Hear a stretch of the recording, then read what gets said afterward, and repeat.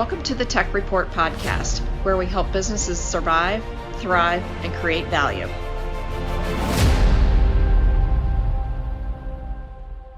Welcome, everybody, to the Tech Report podcast, the podcast that is all about helping businesses survive, thrive, and create value, especially in our trying environment today.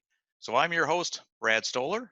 So many businesses were forced to shut down recently and either eliminate jobs, furlough employees, or find a way to work from home. So marketing budgets, they were basically cut, stopped. A lot of great salespeople were simply told they were no longer needed. It's as if almost all businesses went into a defensive posture and set up plans on how to survive. And that's their mode.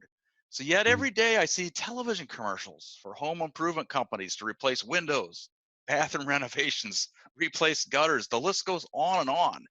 Yet many have adapted and actually increased their advertising and marketing, even though they aren't able to actually do any work until they're given the green light to start up again. So I talked with one of those companies and was actually told that their month of April was a record sales month, even though they can't do anything yet, but they have made pre-sales. So today's subject is advertising, marketing, and sales in the coronavirus era. So it doesn't matter if you've had a sales force or had a sales force, I guess I should say, or trying to find new patients for your medical practice. If your business is going to survive the next few months, you're going to want to adapt and get aggressive. So today's guest, I'm really excited. This person is perfect for this topic. He's a business strategist and a marketing and sales expert. Strategy has been responsible for taking an aerospace division of a major company from 50 million to over 220 million. In 2016, he started a company called Full Velocity Hub, which is a strategy and consulting firm where he does business development and marketing for clients. He's partnered with Levy Industrial in Pittsburgh, and later on he bought the company about a year and a half after he partnered up with, and now he serves as a CEO and president. So he was recently started a movement called Marketing Must Go On. Hashtag Marketing Must Go On. Look it up. He is committed to help businesses understand that now is not the time to go dark. So with that introduction, I'm going to end the suspense. Our guest today is Francois Go. Francois, welcome to the Tech Report. Thank you, Brad, and thank you for having us here. It's really a pleasure to be with you guys this afternoon. Great. Looking forward to the podcast. Really, thank you. Great. So Francois, as many of you may have guessed, Francois is originally from the south of France. He was wearing his shirt today that his favorite rugby team back in France, which, as he put it, is kind of like the Steelers for Pittsburgh. His rugby team is to France. So I know I left out a lot of accomplishments in my intro to you, Francois, but one thing I know you are passionate about is business strategy and marketing. So you were extremely successful in the corporate world with an astonishing record of growth. So I'm kind of curious, and I'm sure our listeners are too, why did you leave that comfortable, I'm not sure if it's comfortable or not, but why did you leave all that success behind to start your own companies? Well, Brad, I think it's a bit of conjecture and destiny. Okay, so when I grew up in southern France, went to the University of Toulouse in math and physics, and that didn't work as well as I expected, and then did a business degree. Always had this ambition to have our own business. We actually had a couple of stores with my wife when we were down there, and to make ends meet, stores in the beginning don't usually bring a lot of cash. So I had an accounting job and a business development job, and that was a company called Honeywell in Toulouse. And then in one thing into another, moved to the States with them in 95, did an MBA and ran a pretty large marketing organization with them. And then transferred here to Pittsburgh to work with another company here and be the aerospace and defense leader. And then in one thing into another, kids and things, we got to 2016, I believe, where it was time for me to kind of make a choice and kind of make a move after 20 some 8 years in corporate. And like you said, I mean, having fun. I mean, we had some spectacular successes and some failures too. I mean, Yep, exactly. you gotta be honest there. And when I wanted to be on my own since I graduated from business school, it just didn't never really had the impetus to do it because everything was fun. I learned things. I was having fun up to about 2016, and I had to make a turn. And I started looking for a job, and the jobs found me. So it was like PE firm, private equity firms, Right. or leaders and executive of mid-sized company that used to be my customers that called me and says, "Hey, we don't have a job for you, but can you come over and help us restructure? Maybe spend 8, 10 weeks and tell us where to go, etc., etc." So my nickname at my previous company was the Imagineer. All I right. think I carried it over into Velocity Hub, and like you said, it's the wheel that turns. Like I said, conjecture and destiny in in some respect. And I think I had an article somewhere in a magazine, someplace that says I said, when you have the opportunity, you have to take it. It doesn't Right. you jump into it, and that's exactly what happened. And well, that's where we're at right now. Pleasure to lead Levy and Velocity Hub. We have 11 employees, and we do strategic marketing, inbound, and all that sort of good things. All right. Well, I always love to hear the story of how Yeah. somebody got from way back at their start to where they are today, and I always love to hear that, and I'm sure our listeners do as well. But part of the reason that Francois that we're doing this episode is really to help business owners and managers understand the importance of moving forward with their marketing and sales, even if they can't fulfill anything for a few months. Why do you feel businesses really, at this point in time, need to be aggressive, not defensive? And why not just wait out the pandemic until things get back to normal? Well, Brad, I'm going to take your question in two steps, if I may. Oh, you sure One can. is one is why wait? And some of the companies I know, we've had some of those as clients over the years. When things go bad, turn the faucet and wait. Right, Unfortunately, sometime it works. I'm not saying this is, and then we'll come back to this later, probably. But at this moment in time, you have to analyze where you think you're going to be. And I think you hit the nail earlier saying that some of those shops you talked to, they had a record April and right, and so forth. So if it's a V shape that you're looking at in terms of it went down fast and it's going to rebound fast because the underlying economic um, pieces in my business, in my market, in my geography, in my channels, everything looks okay. Customer still talks to us, customer still buying from us. You just don't want to stop. You just want to be aggressive because the V shape is going to be helping you. And some of the people I talk to, they recognize that if they don't do it, somebody else will, and they're going to right, lose food on the table. So the V shape is the moment in time. If you think that your business is going to be in a V shape and it's going to rebound as fast as it went down or close to, then it's time to really aggressively put your money into advertising. Now, why? Because people have more time.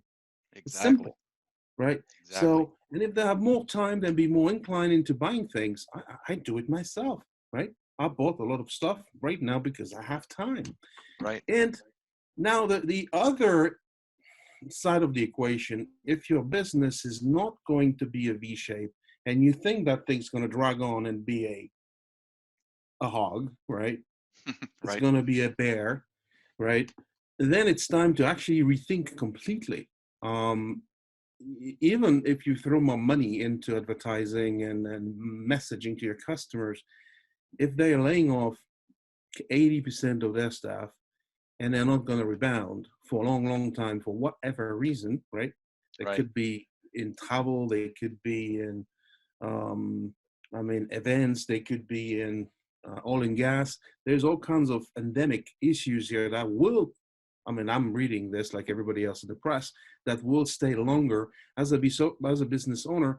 if you heavily invested in those things, you have to rethink your position, and maybe that's a conversation we want to have later on, Brad. Right, exactly. So it's almost there's in some cases, from what I'm hearing, it does make sense to maybe hold off. But in other cases, if, as you said, the V, and if you're in one of those companies that has the V where you're going down, but you've got a chance to be going up, Mhm. that's not a good time to stop marketing and Oh yeah, advertising. no, You no, want to catch on and get momentum. So when they do open up, you're going full speed, that's not exactly trying to correct. catch up. Okay, great. So I know that when we talked early, you are a huge believer in inbound marketing and digital. So Mhm. why do you feel this is so important today and going forward post pandemic or during pandemic? We don't know when it's going to end. Well, clearly, let's define inbound for everybody that's listening to this podcast. So, inbound is I want to bring people in my sphere of influence.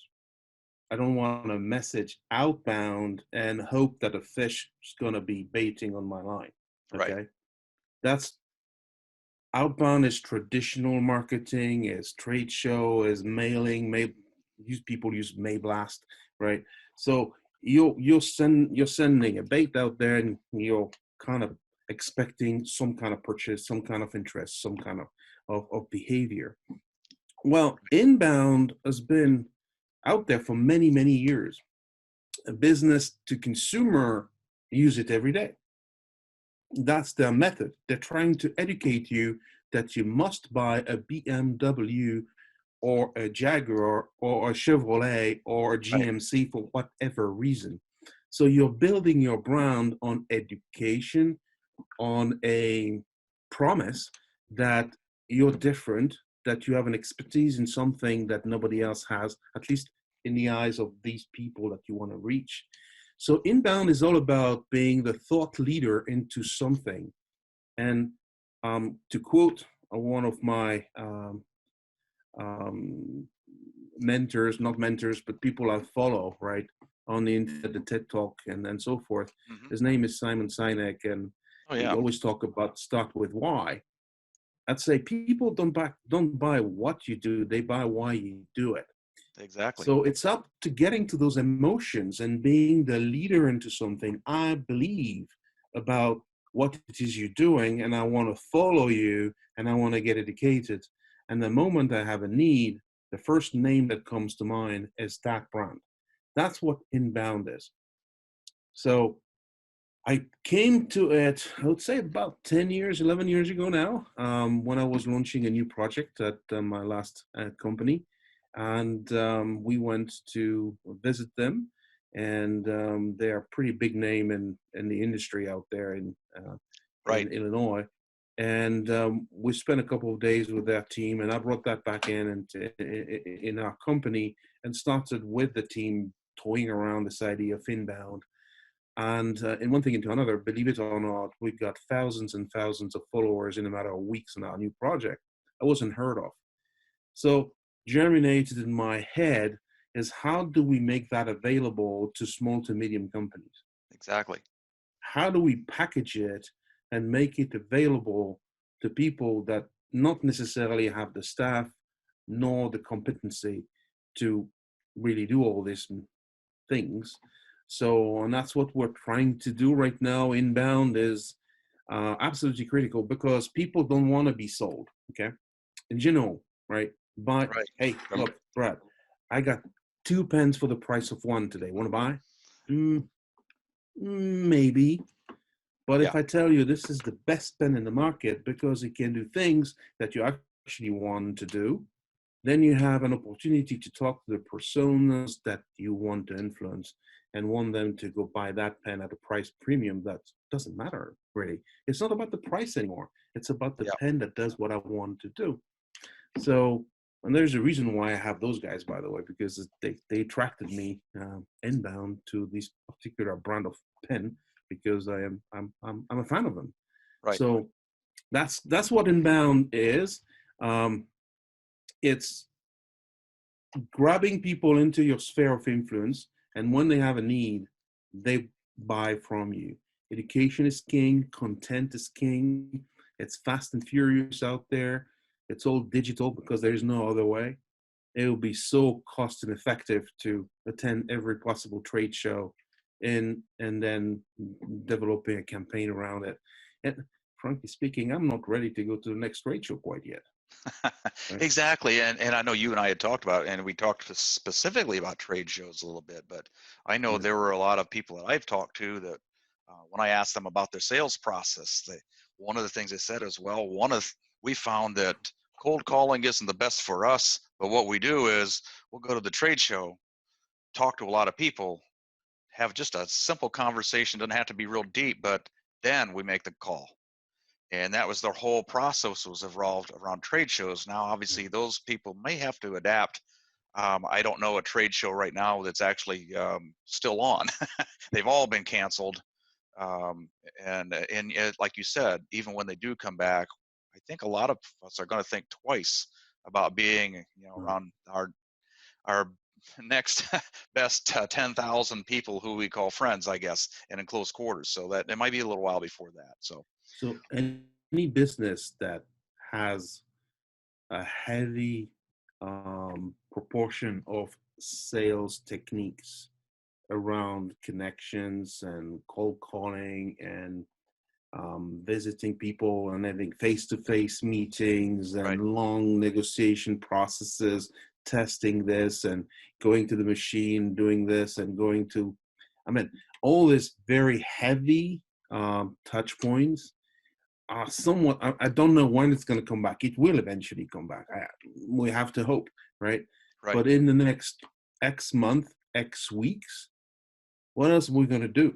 We got to reach those people and we're going to still keep moving the needle so that they recognize our brand and eventually have an interest in our products and then get to know us. Now it's critical. And eventually when they need something, they remember the brand. So without that physical interaction, right?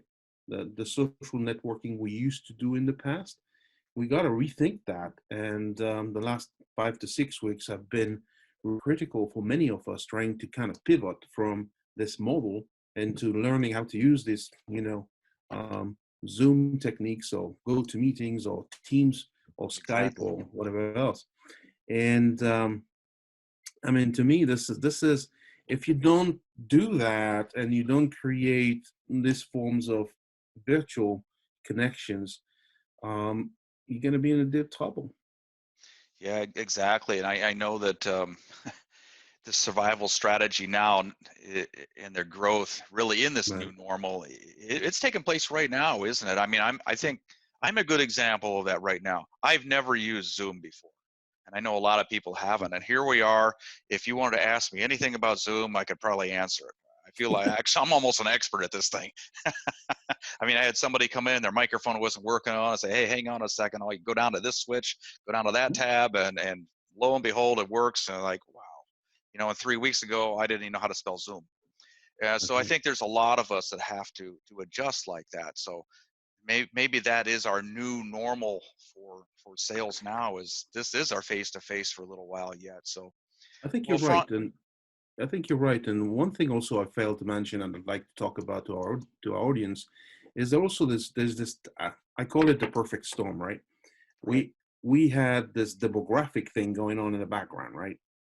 Our kids, at least my side, are coming into the business, they're managers or something, right? And the kids of our kids are starting also to get into high right, school and and then if you look at the demographics here, and we just talked about this with my wife during lunch today, it's kind of interesting to see that they're looking for them working like we do right now remotely is nothing out of the ordinary.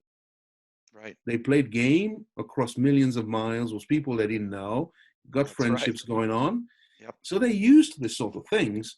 So, and this technology that we have in front of us that allows us to communicate like that, but also to make complex purchase decisions easier with AI and so forth coming. And then you got the pandemic that just precipitated everything like a catalyst, right? Right.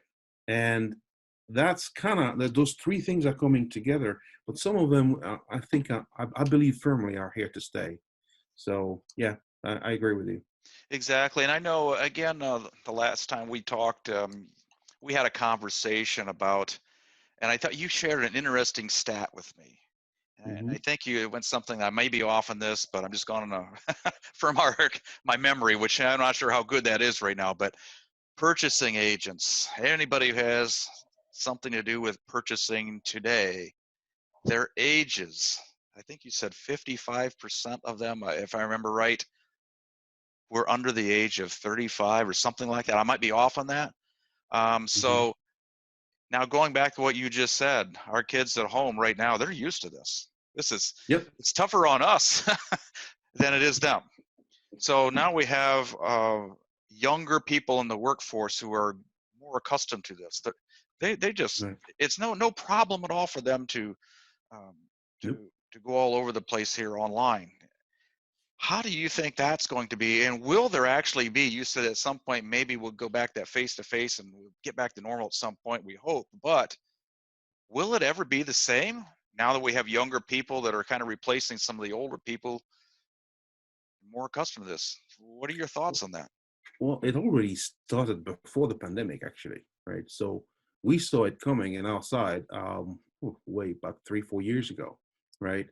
Um, I think we were just behind the business as usual, and it's convenient to ask for a meeting face to face. Let's grab a coffee at a Right. place I will not name because there's 38,000 of them around, right? So it Yeah. became the norm to do the social thing. It was a good thing to do, and so forth. But asking the real question is, do you need it? And if the answer is yes, then obviously it will come back and it will be very important. Right. If you can do without it, remember the demographics that I was quoting to you, it's about actually 40% of the population under the age of 30 and about 48%, I believe, under the age of 40. So the so-called millennials, the so-called Gen Z, Generation Z, are now Right. getting in full force into our management ranks, and they're replacing the departing Gen X like me that are taking retirement thousands per day. So we have an exodus of talent with different ways of doing things and an influx of new talent coming in with a different way of thinking. Um, there's a lot of generalities around this, but one that really stuck with me when we did the research was that 60 to 70% of the research is done before they call you. Right. Yep. Exactly. And they've talked to friends, they've talked to family, they've talked wherever they can get this information going, and who's used this type of pen to do this sort of things. And they call you because they found something on the internet that was making them interested in talking to you. And Right. that the website to them, because the traditional ways, I have a website, they should find me. Well, no, the social is the vehicle by which most of my new gen people find us now. And the website is a validation of what it is they read somewhere else, Exactly. not the other way around. It's interesting the way this is switched up. It's about 50-50 right now, 47% social and 53% web linkages. And it's moving faster this way. So for those of you guys that are listening to us, this might sound like it's complicated, but it isn't. It's really, really simple to get your message out in a simpler way to Yes. get to those people. And you and I are going to be doing that very soon. Once this is Yeah. published, we're going to use social media. You and I Oh, met on LinkedIn. that's right. You're right, and that is the new normal, if you want my opinion. So, Yep. well, Franz, I know you shared some really terrific insights into why companies should be aggressive and the future of business growth. Is there anything else that you feel people should be aware of that maybe we haven't covered so far? I think I'm gonna leave you and the audience with a couple of thoughts. In this downturn, stay calm, right? Fix the leaky buckets and the cash flow and whatever that needs to be fixed. Obviously, Right. that's the first thing to do. Make sure you protect your future.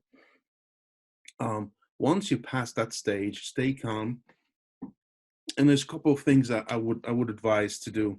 One is more than ever, try to find some time to be on the business.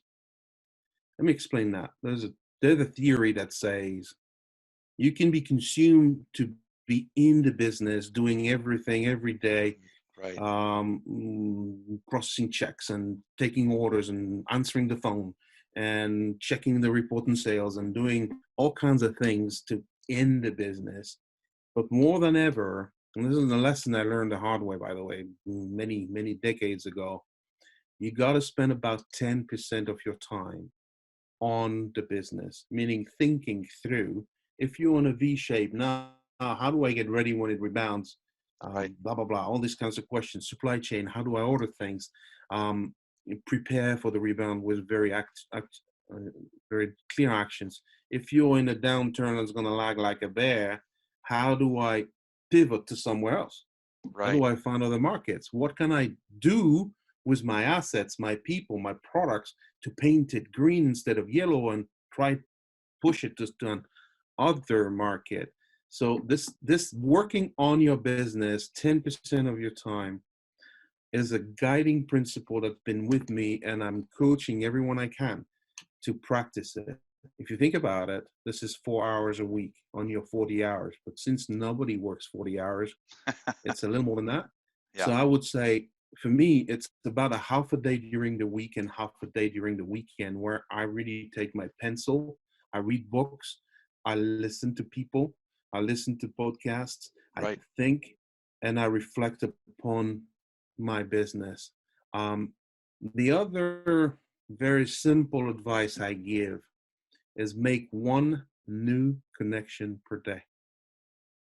Think about it. Good advice.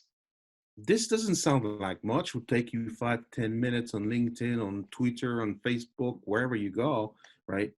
And or on the street if that's what you do. But right now, finding connection on the street is my basement right there, right?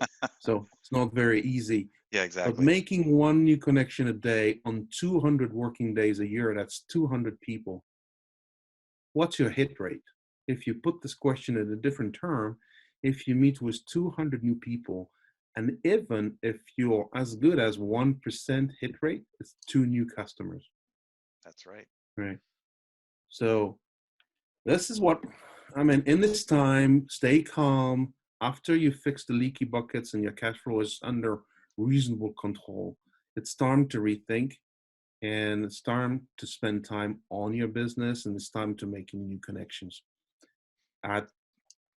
there's things we can control, but the other ones, I don't care. Yeah, exactly. Great advice. So, well, Yeah. before we go, Francois, how do people get in touch with you if they have any questions about their business, and or they just want to have a conversation, or they just want to reach out to you like your advice is? How do Mhm. they get in touch with you?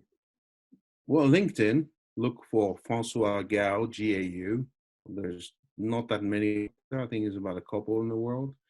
So you'll find me. I'm in Pittsburgh. That's one thing. I'm also on Twitter. I think my call name is FRGAU. So F like Fox, R like Romeo, GAU. I'm also on Instagram. Same call name. And then you can reach me by email. That's always working. Francois, FRANCOIS at LevyInd.com.